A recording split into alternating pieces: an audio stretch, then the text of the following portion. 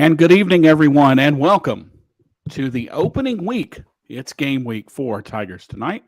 I'm your host, John Maddox, joined as always by the best co-host in the land. We will start with Mr. Brian Moss, our northern correspondent. Brian, how in the world are you this evening? Not too bad. It's getting close, getting exciting, and we can feel it in our bones. I can't wait. And from somewhere, not at the palatial Marley Manor, but from somewhere between Birmingham and Memphis, the one and only Larry Marley. Larry, how are you this evening? Man, I'll tell you what. I told you guys, I found out very quickly the Saints license plate is not welcome in Atlanta today. So to all of those in Atlanta, my bad. But no, it's 48 hours till Thursday night college football, and then obviously the season begins Saturday in earnest. And guys, this is the time when everybody's like bones start to, you can feel it, right? I mean, like we had our fantasy draft tonight, and football is really in earnest back, and you can just feel it. And we all know that for the next 13, 14, 15 weeks, we can just sit back and enjoy college football because it's a very brief time in the year, right? Yeah, we really just have, basically 12 weeks, and then you have a couple weeks of ball games, and then that's it. As you said on our season preview show from Sunday, the longest off season of any major sport. But that offseason will come to an end on Saturday at 6:30 p.m. as the Memphis Tigers visit Starkville, Mississippi to take on Mississippi State. Of course, Memphis last year beat Mississippi State 31-29. We'll have Jack Byers from Bulldog Blitz on in the second half of the program tonight, as we'll talk about from their side. The overall record is 34-11 in favor of the Bulldogs, 15-4 in Starkville. So, Brian, let's just kind of get it started. Your opening thoughts on the first game of the season. Well, there's definitely some excitement. When you take a look at the roster, I'm on the offensive side. I said this on Gabe's radio show, this afternoon. 59% of the two deep chart are kids that Silverfield has recruited, as a head coach. In the press conferences, you always hear Silverfield say, we're a young team. He likes to, which rightfully so, because it's the best recruiting class in Memphis history, back-to-back years.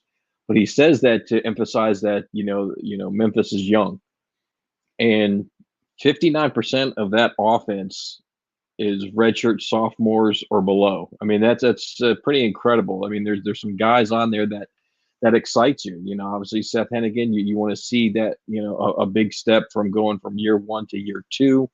Let's see who else is that he recruited. Pounders, the left tackle. He's a redshirt freshman. He's finally getting his chance to be a starter.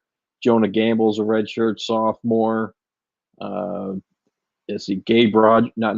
Rock Taylor is a wide receiver that I'm really excited for this year. He's a sophomore. I know he's not a starter, but he is on that two deep. So very excited to see what the Tigers can do, and it's going to be, as my famous saying, it's going to be interesting. Yeah, Larry, not an easy place to go play either at Davis Wade Stadium, Scott Field down there. The cowbells will be ringing. And the young team is a little bit of concern going into an environment like that. Especially when you have a team that's really never experienced that. Last year, Seth didn't go through that. He's obviously been on the road before, but not an SEC. And look, let's say it, guys. The SEC is just a little bit different than, honestly, every other college football conference. And it will be packed. You guys know that. And they'll have their cowbells. They'll be ringing them, and we'll all, it's just ramped up. And so one of the things that I think as Memphis needs to do is control that hype. Control that when they come out. They are young. They will be hyped up. First game of the season. First game jitters. and they need to, come out and sort of contain themselves. Let the game come to them a little bit. That's why if I was Silverfield and you win the toss, I'd actually kick off, or I'd defer. Yeah, that's going to be something to watch. For me, back to the point about Hennigan not ever being in an environment like this, you got to remember he didn't even play at UCF last year, which would be probably as close of an environment as to what they're going to see on Saturday. So this is going to be kind of new territory for him. Although he played high school football in Texas, so there's not a whole lot he hasn't seen. It was interesting to hear Chris Howard today, who's number one on the depth chart as the kicker. He's a transfer from Florida. He's like, it doesn't bother me. He said, I'm used to playing in these types of environments. But Brian, one of my big concerns is the center quarterback exchange. You're almost every down going to have to go silent, and just, that's a little bit of a concern. I am happy you have somebody like Jacob Likes there at center. You've got some experience there, but a little bit of a concern about, the noise level and getting the little things right is what I always look for. Yeah, and like you said, Jacob Likes, it's a good thing he's there. He's not someone new. He's not starting for the very first time. He's a redshirt junior, so he's been here for a while. He's played in some big games, some noisy games. Yeah, I understand that Mississippi State may be on another level as far as the noise, but I think these kids are ready, and I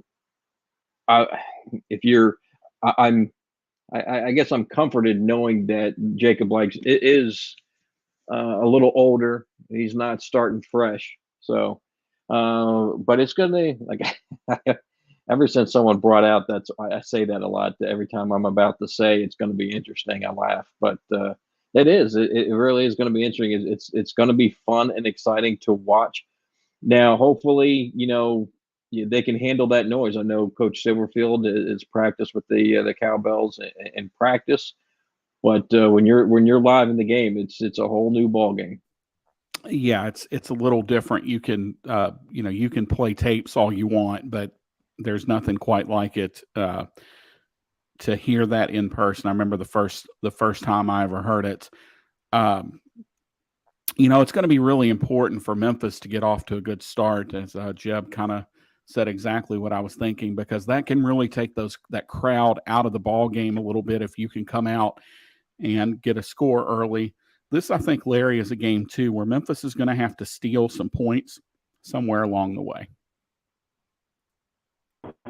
Well, and I tell you what's going to be interesting, Brian, not to steal your line, is that Memphis front seven against the offensive line of Mississippi State. Because I'm going to tell you, that offensive line is tough. And so you're right, John. We're probably not, if they want to line up and just run right at us, have to find creative ways, because it's not that our defense isn't very good. They are, but they're gonna be a lot bigger in some areas than we are. And so I think you're right, John. We're going to have to figure out, we're going to have to get lucky, generate a turnover, get some sacks, things like that, things where it's not necessarily, athlete on athlete, but you out-scheme them a little bit. And that's the way I see this game going. There's going to be a lot of schematic things that Coach Barnes is going to have to do in order to, because we're not going to be able to, this isn't going to be a situation like Tulane, where we can sort of line up athlete on athlete and win a lot of those battles. So let's take a look now at the two deep. And Brian, I'll start with you. A couple things jumped out at me.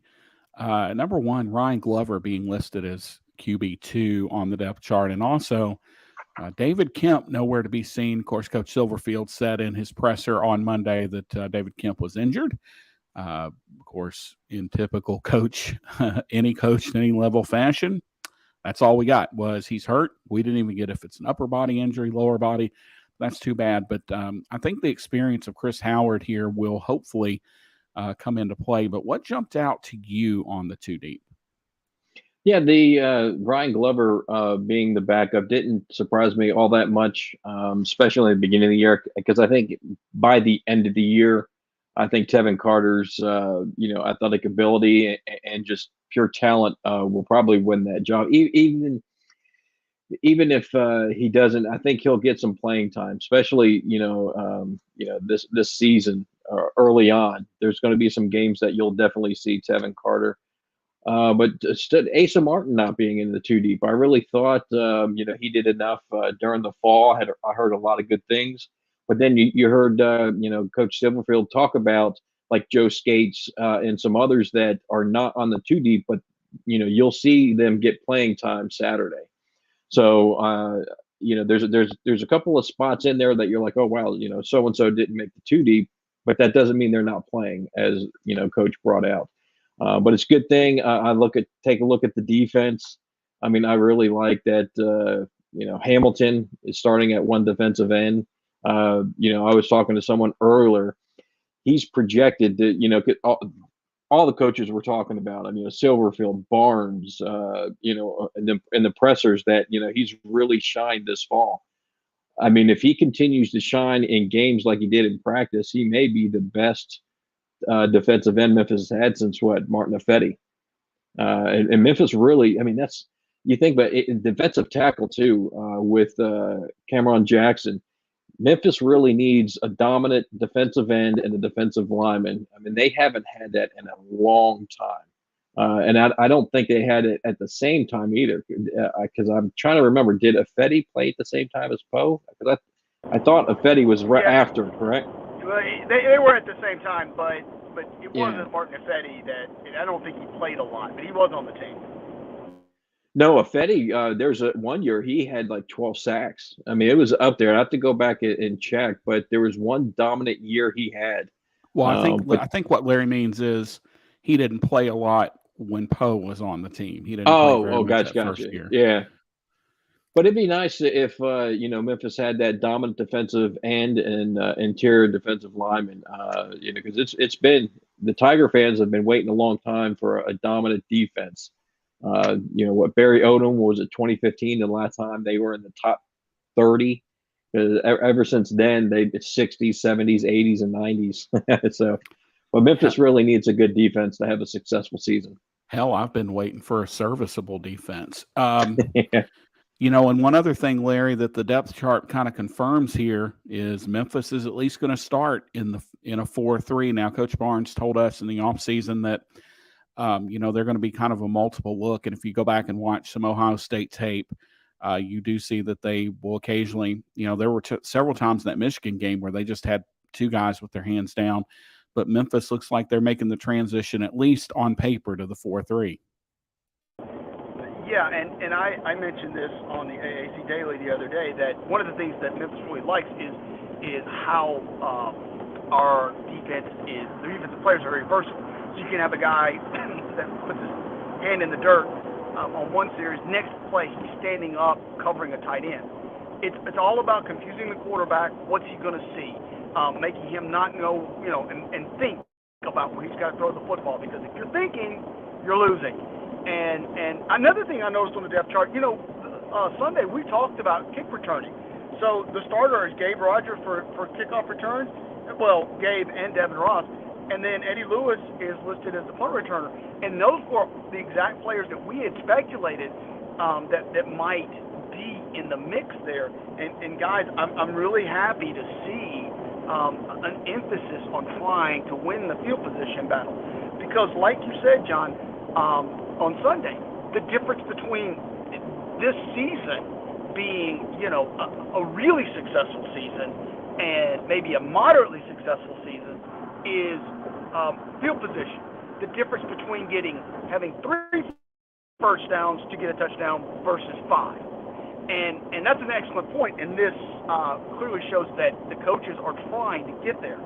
Now, rant alert, I am going to have a problem with the or stuff on here, but we're going to save that for later. That's a teaser for everybody that wants to hang around, because there will be a rant.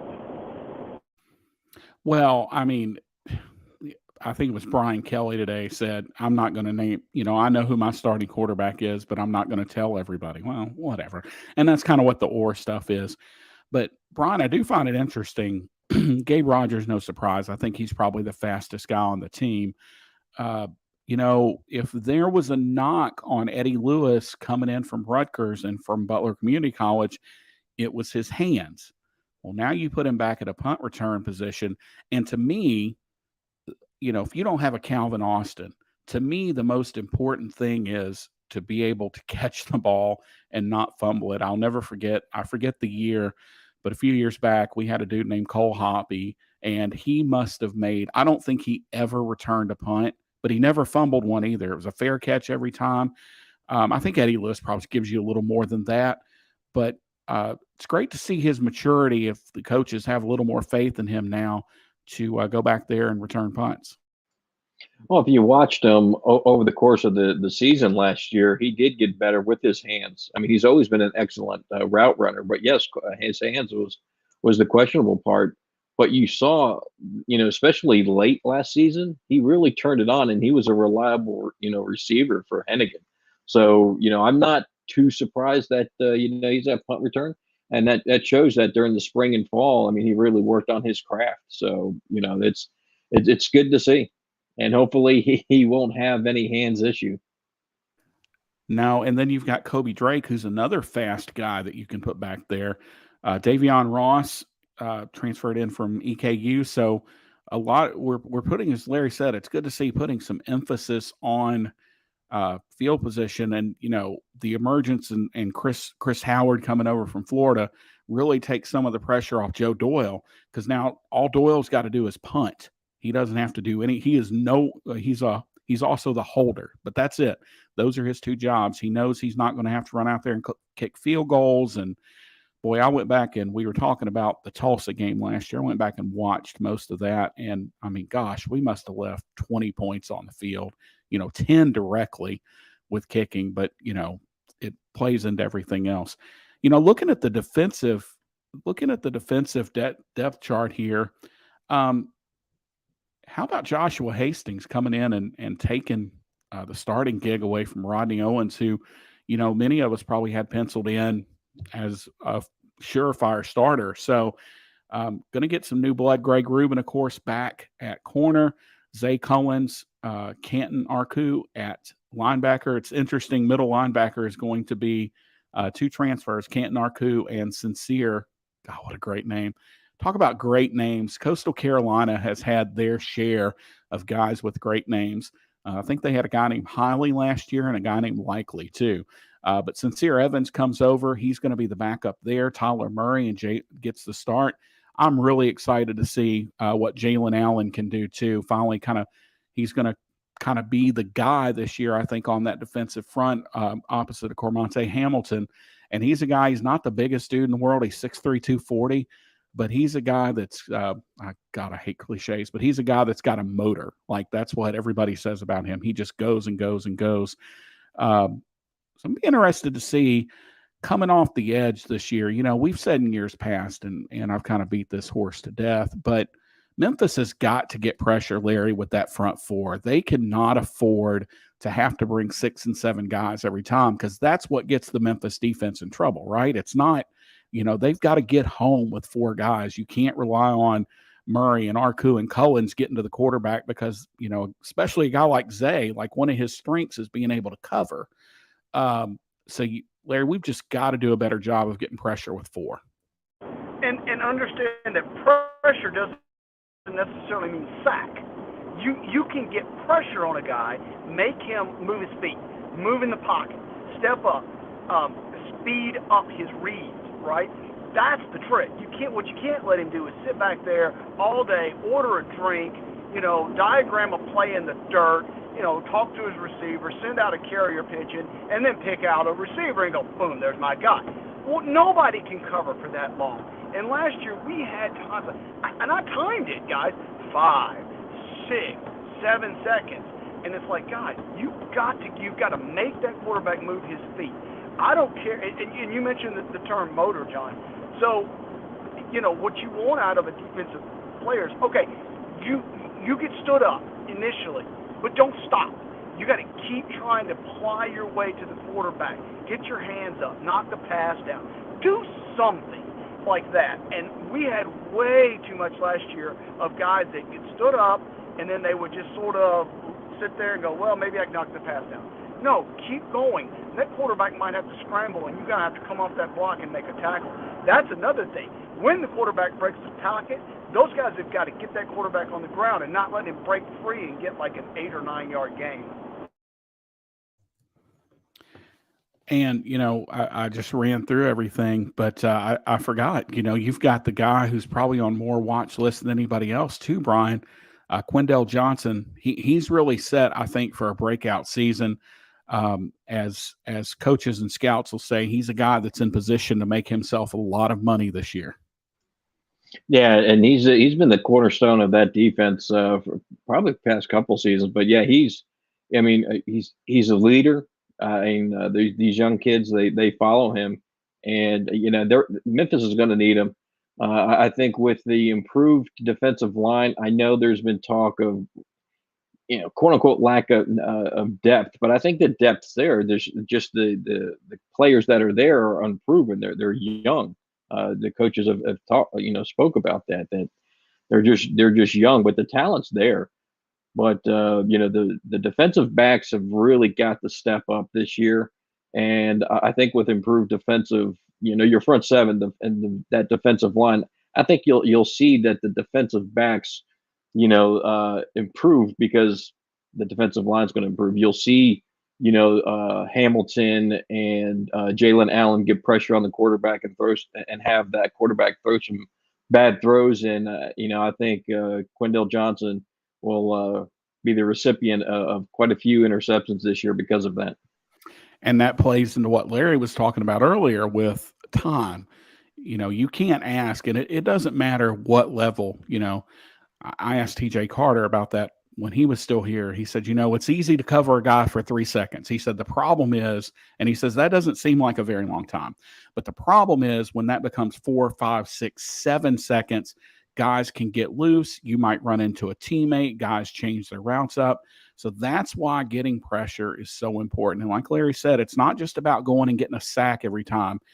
If Allen and Hamilton can rush the outside, force the pocket up, you can bring a linebacker up and make a guy, especially a guy, and we'll talk to Jack about this, guy like Will Rogers, who doesn't throw the ball downfield, but he's a guy that you're going to have to speed up in this game. You can't let him get his first and second read and take his time. You're going to have to really work on speeding him up. All right, moving over to the offensive side of the ball, this offensive line, this is a put up or shut up year for them. They've got to be better.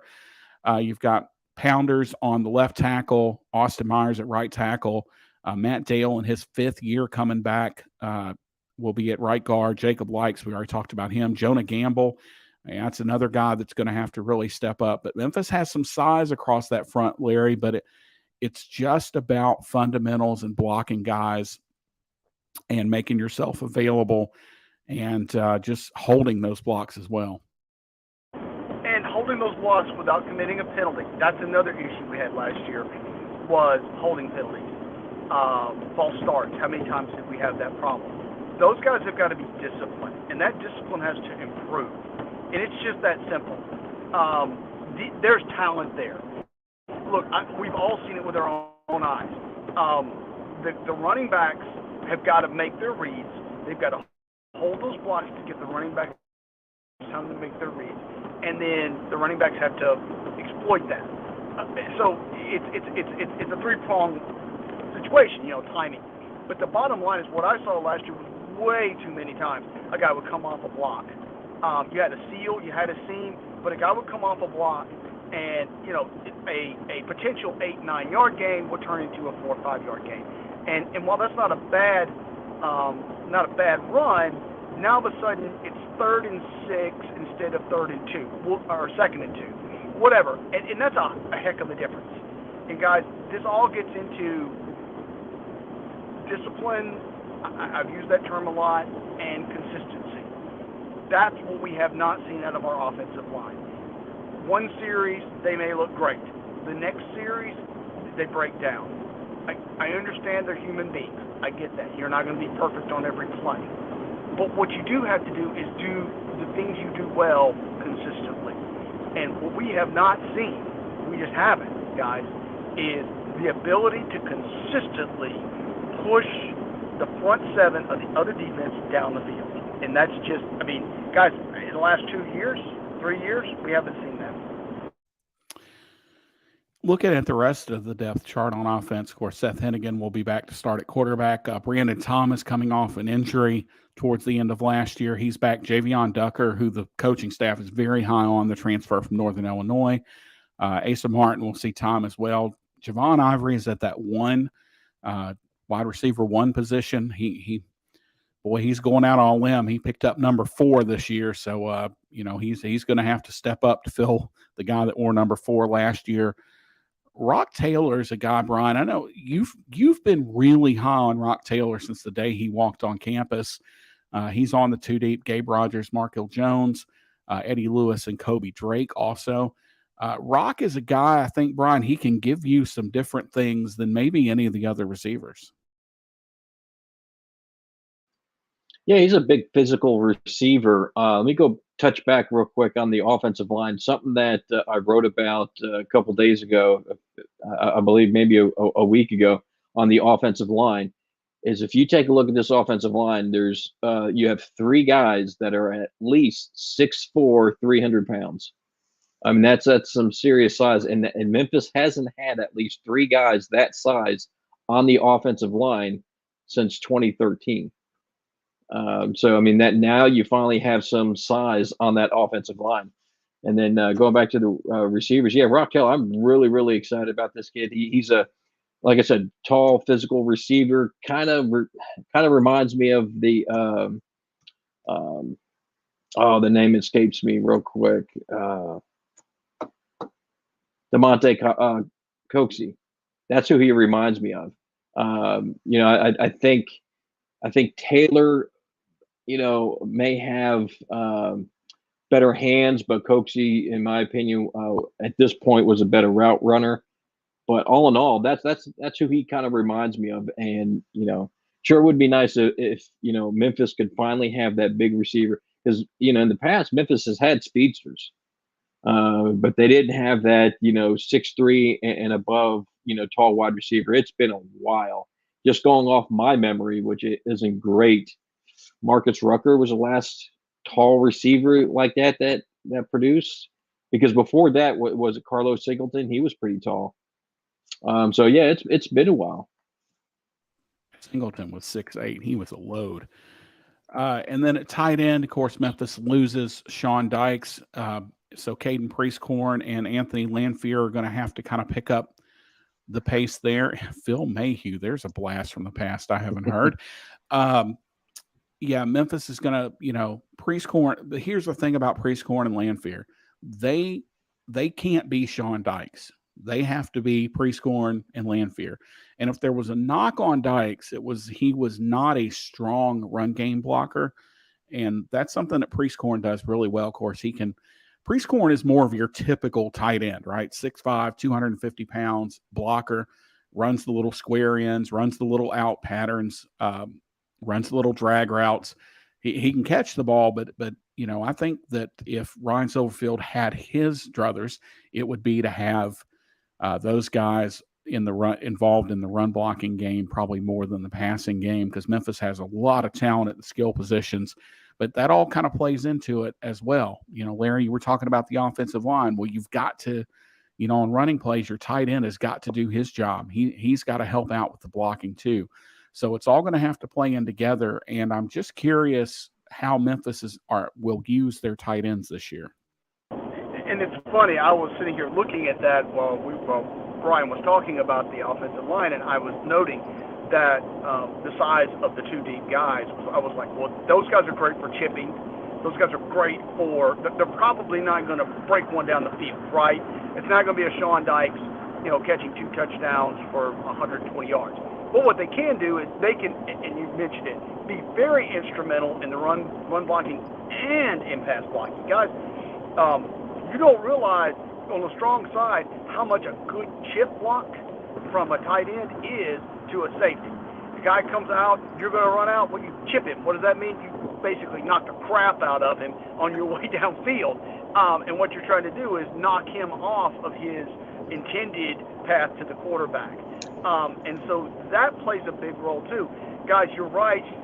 Dykes was more of a line me up out in the slot, and I'll take your tight end, or I'm sorry, your linebacker one-on-one, and I'll just destroy him. But these guys are more, and you mentioned it exactly right. These guys are more prototypical. Going to stand up. I might chip. I'm going to run a 5 or 6 yard out route, and there's absolutely nothing wrong with that. You do not have to have a game-breaking tight end with this offense, because we've got a whole bunch of guys, and even our running backs are good receivers out of the backfield. So I'm really excited to see how much our tight ends are going to affect the running game. Well, that wraps up our side of it. We're going to step aside for just a minute. When we come back, we will have Jack Byers from Bulldog Blitz. He will join us on the show to talk about the Bulldogs. It's Memphis and Mississippi State coming up on Saturday, 6:30, ESPNU. We'll be back in just a moment. You're watching and listening to Tigers Tonight. Looking to get away from it all? Hey, it's John here with Tropical Getaways Travel. And when I'm not following the Tigers, I help families and groups have their next amazing vacation. Maybe you're looking for a cruise, or maybe it's an all-inclusive resort that you've been dreaming of. Either way, I can help you plan a vacation that fits your budget and your lifestyle. When you're ready to start planning that vacation, give me a call at 901-667-8747. That's 901-667-8747. Or you can visit my website at tropicalgetaways.net. Let's start planning your next amazing vacation.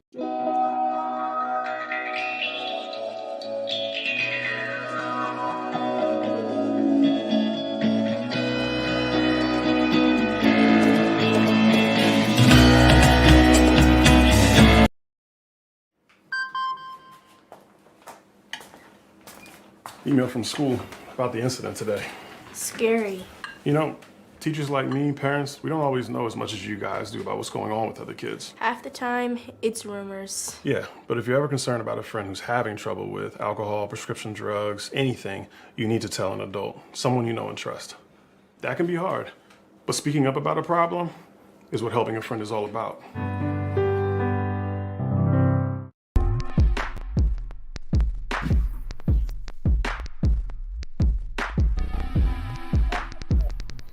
Everyone, John Maddox, Brian Moss, Larry Marley here with you as we are joined now by Jack Byers. Jack from Bulldog Blitz. Jack, how are you this evening, sir? I'm doing great. Thank you for having me. No problem. So it's Memphis and Mississippi State renewing their acquaintances after a interesting game last year in Memphis, 31-29. That was, of course, the game was, of course, aided by a 94-yard punt return from Calvin Austin III. And I had a Mississippi State fan friend text me today and said, I still don't think it should have counted. But so, you know, Jack, we noticed last year, and this is kind of a Mike Leach trademark. I'll start on the offensive side of the ball. I don't think in that Memphis game, I don't think Will Rogers threw it more than 5 or 6 yards down the field. You know, he did remarkable things considering how young he was. So what do you think that his progression is going to be this year as opposed to last year? And, you know, that's the thing with Mike Leach quarterbacks in general, what's been at Mississippi State. It's really just understanding, you know, being able to get in that short passing game. That's really their bread and butter. So I think Will Rogers has done a really good job of just being a good fit in that scheme of just finding the right guy, not forcing plays. And that's why his completion percentage last year was around 75%.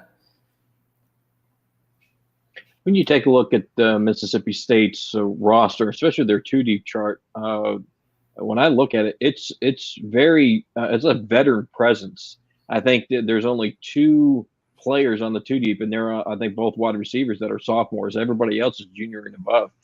How much does that help State going into the year? I think it helps them a lot. I think especially on the defensive side, with the Mike Leach team, everyone's going to talk about the offense, but defensively, I think this team has a chance to be really good. They returned all of their starters on the defensive front. Um, they returned 9 starters in total on defense, and it's just a really experienced group. And I think, last year there were some bumps, but I think that experience should serve them well this year, even with a tough schedule. So, other than Ole Miss, we've played Mississippi State about more than any SEC team ever. And how do State fans feel about the series? Is that something that, I don't want to say excited, but is it something that you guys look at and go, yeah, I kind of like having that game on the schedule? I think State fans do enjoy having this game, and I think they might not view it as like a rivalry, but I think after having that loss last year, I think a lot of State fans are really excited for this game, just kind of wanting to try to revenge that loss that they had last season. So football is a three-pronged game, offense, defense. Tell us a little bit about the Mississippi State special teams. Of course, as I said, we had that punt return that was kind of a lack of spatial awareness, I think, on Mississippi State's part in some ways. But tell us a little bit about special teams for State this year. Yeah, so special teams, they made a lot of changes. They moved Eric Mealy, who was a running back coach. He's now the special teams coordinator. They went out into the transfer portal. They got a graduate transfer from Coastal Carolina in Massimo Biscardi, and he's a career 80% kicker. And obviously kicking was something that really plagued them last year. They also went out and got Ben Raybon from Northern Colorado, and he's a lefty. He's got a big leg. He's probably going to be handling kickoffs for them. And punting-wise, they also went out and got George Georgopoulos from UMass, and he's, a 4-year starter in Division I. So I think this year there's a lot more experience in the special teams group as well. Kick returns wise, LaDietrich Griffin has been a threat back there. He returned a kick for a touchdown in the opening play against NC State last year. So we probably see Memphis try to kick away from him, as a lot of teams did last season. But I think this year the special teams is something they really emphasized when they went out into the transfer portal. That was a really important thing for them to address this offseason. Do you think this is a big game for Mike Leach? I know some fans feel that this is a huge game for, Coach Silverfield to get, started off on the right foot for this season, because Memphis hasn't had a losing record since 2013, and they want to, continue that streak another year. So how does State fans view this particular game?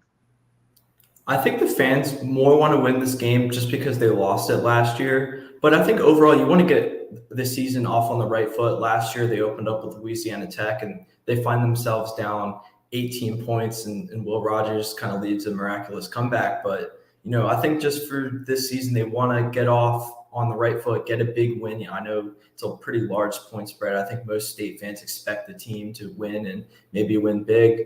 So I don't know if it's necessarily a big game, but I think it's a game that you kind of have to win just to kind of set the tone for the season.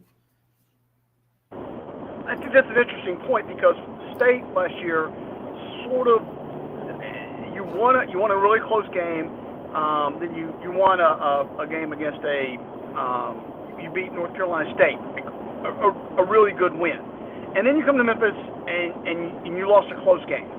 And we can argue whether you should have won. But that sort of set the tone, because you ended up losing a lot of close games. But you were in a ton of games. Other than Alabama, you were really in every game the rest of the year. Tell me about the mindset of Mississippi State. How are they going to go from losing a close game at Arkansas, again, something like that, to being able to close that game out and figuring out a way to win that? I think the biggest thing is just going back to the special teams. I know you guys know that Mississippi State special teams cost them against Memphis, but it probably cost them against Arkansas. It possibly cost them against LSU, and it really hurt them against Ole Miss. So I think the biggest thing for them is just getting that special teams fundamentals down, doing them well. Mike Leach was always an intriguing fit for me at Mississippi State. I would not have put him on the top 100 guys for a place like Mississippi State to hire. Has he been a guy that has kind of integrated himself into that community, or is he still the pirate basically? I mean, I think the fans kind of embrace that pirate aspect of him.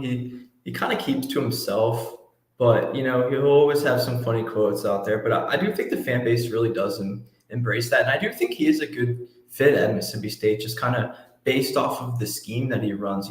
Mississippi State's not going to recruit the talent that some of the other programs in the SEC West are going to, and I think just the offensive scheme that he runs can kind of propel some not as high talented players.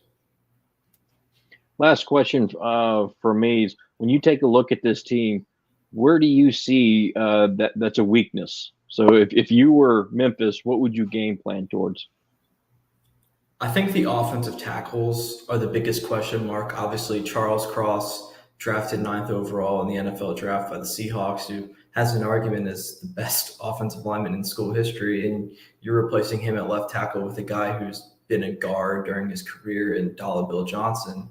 And on the right side, you're also, they haven't announced a starter at right tackle right now, but it's between a guy who also is a career guard and a redshirt freshman. So I think those guys are talented, but it's a really big question mark for them. We don't know exactly what we're going to see from them quite yet. So I think the biggest thing for Memphis is to try to attack those offensive tackles.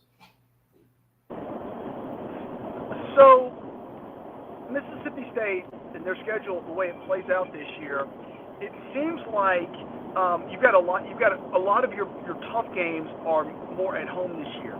So tell me how you see this season playing out for Mississippi State. You don't have to necessarily give a record, but do you think that Mississippi State A makes a bowl, and B, if they lose this game, how do you think that affects that particular? Because I think Mike does need to make a bowl this year personally. Yeah, I mean, I do expect Mississippi State to take a bowl. I mean, to make a bowl game, and you're right, it is a very difficult schedule. But I think getting some of those toss-up games at home are big. Obviously, you get Texas A&M at home, and that's a team that they've competed with. They went on the road and beat them last year. Auburn's another one that they get at home, and that's a game you probably expect to win. And even some of their road games are winnable. LSU, maybe late in the season, you don't want them, but early in the season, they may have some question marks. That's a game you can maybe pick off as an upset. I think the sportsbooks maybe have that as a 3-point spread right now.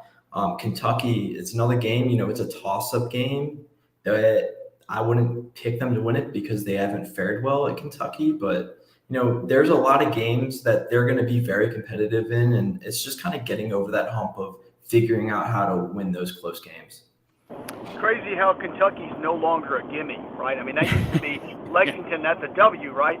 But boy, I'll tell you what, and I have to get my dig in at Cal, because boy, did he really step in it up there. Apparently he hasn't been watching any of the football games. Yeah, Kentucky's a program that's you definitely have to respect these days. Yeah, not your father's Kentucky. So just one more question for me before we let you go. We've talked about Will Rogers. We've talked about the passing game and the offense. What about the running game? How I think that's one thing that Mississippi State has to get going, right, is the running game, because that kind of opens all the other stuff up.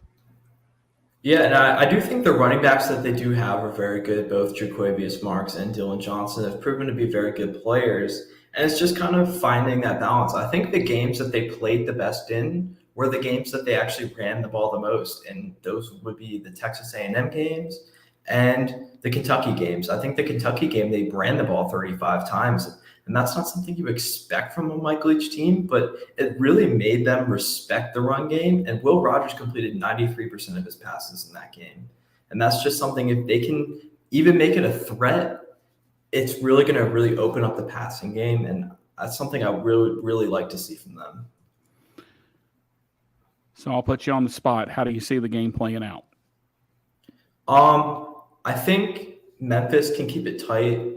I know that point spread got up to 17 and it's come back down to 14. I think that 17 was a little too high, so I do respect that line coming down.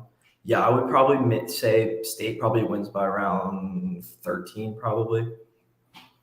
All right, and one final thing before we let you go, tell everybody how they can keep up with you and follow Mississippi State this week. So you can follow me at jackbyersrivals.com at jackbyersrivals, and then you can read my content on bulldogblitz.com or mississippistaterivals.com.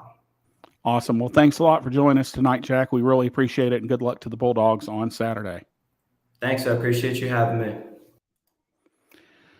Jack Byers from Mississippi State. Very interesting to get his perspective on things, Brian. That I heard what he said, but I just can't get my head around Mike Leach at Mississippi State.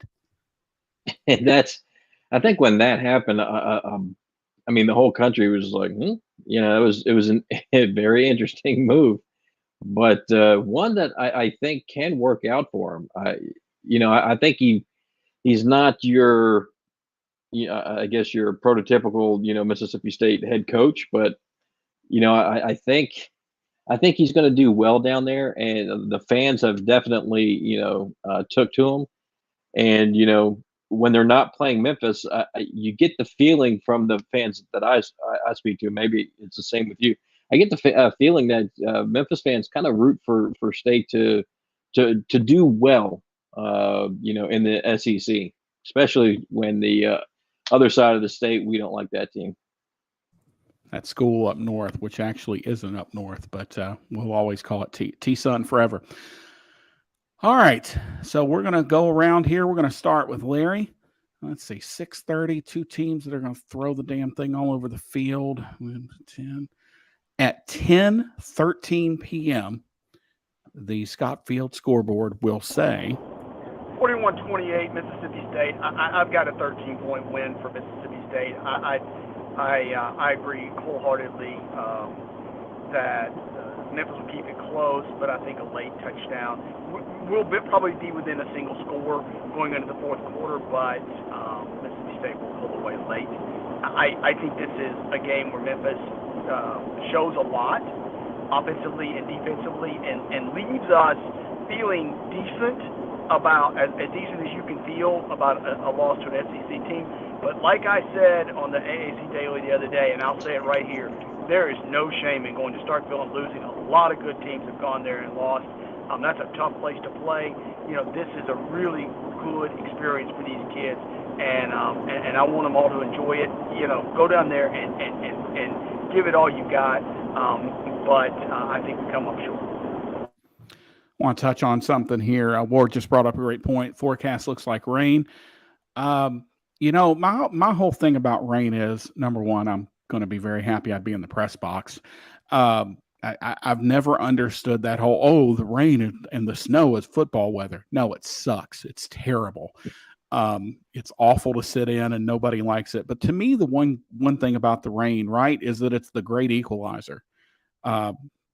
Because it's wet on the defensive side too. And sometimes I think the offense has a little bit of an advantage in a rain game because those receivers know where they're going. If they're any good, they know where they're going. The running backs know what holes they need to hit. So the offense is a little bit at an advantage there.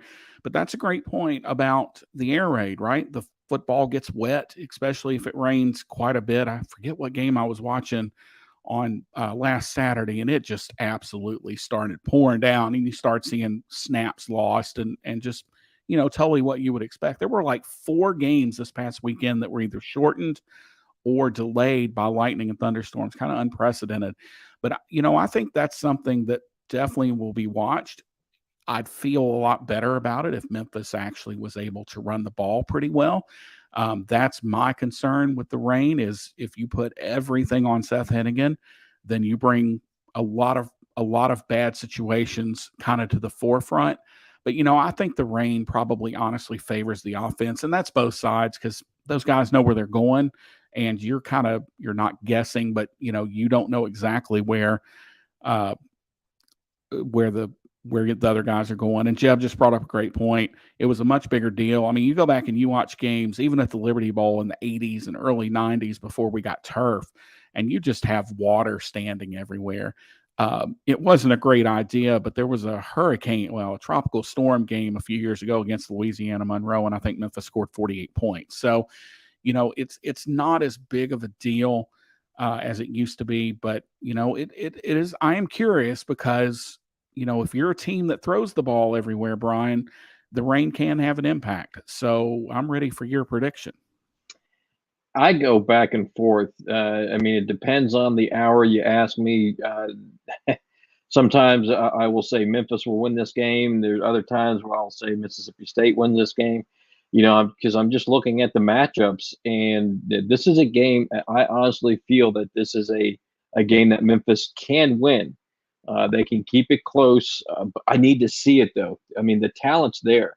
The offensive line should be better. The defensive line should be better. You definitely got two new coordinators that, that's somewhat of an unknown to Mississippi State. So I think it's going to be a close score. I'm going to say 31-28. I'm going to say Mississippi State 31-28 as of right now. But like I said, I go back and forth. If you would have asked me yesterday when I was looking over the depth chart and reading up on Mississippi State, I would have said Memphis. So if you ask me tomorrow, I may say Memphis. But as of right now, I'll go with Mississippi State. Both Bill Conley, who does the S&P, he's a big numbers guy, and Massey, I believe it is. They both have this game at 35-20 Mississippi State, and I think that's about right. I want Memphis to have a good showing. That's kind of my thing is I don't want us to go down there and turn the ball over a whole bunch and take what should be a good game and make it a blowout. I always want Memphis to win, but this is just a game it feels like we're not quite ready for. If this game, I know this sounds crazy, if this game is at the end of the year with two new coordinators, all the things that have changed in the program, I would feel much better about this game at the North Alabama spot than I do at this spot. I just think Memphis's youth and inexperience probably hurts them a little bit in this one. So, Brian, what have we got going on over at TSR? Oh, we have an excellent promotion right now. If you're not a subscriber, you can get your first year for $9 and a penny. Use promo code 901strong. Since neither team has played a game, we won't have the Pro Football Focus preview. That'll come next week. So that's going to do it for us here tonight, as Memphis and Mississippi State will tangle on Saturday at Scott Field, Davis Wade Stadium. Kickoff time will be 6:34 p.m. officially, and the game will be on ESPNU. But I know lots of Tiger fans are making the trip down to Starkville, a little bit over right at 3 hours down there and back. It's going to make for a long day for me because I'm going down and back same day, because I was an idiot and didn't book, being a travel agent, you'd think I'd book my own hotel room in advance, but nope, sure didn't think about it. So Memphis and Mississippi State underway, and we will be back on next Tuesday where we will recap, of course, we'll recap Mississippi State, the Mississippi State game, and get you ready for the Midshipmen of Navy. So for the best co-hosts in all the land, Larry Marley and Brian Moss, this is John Maddox signing off, and we will see everybody next week.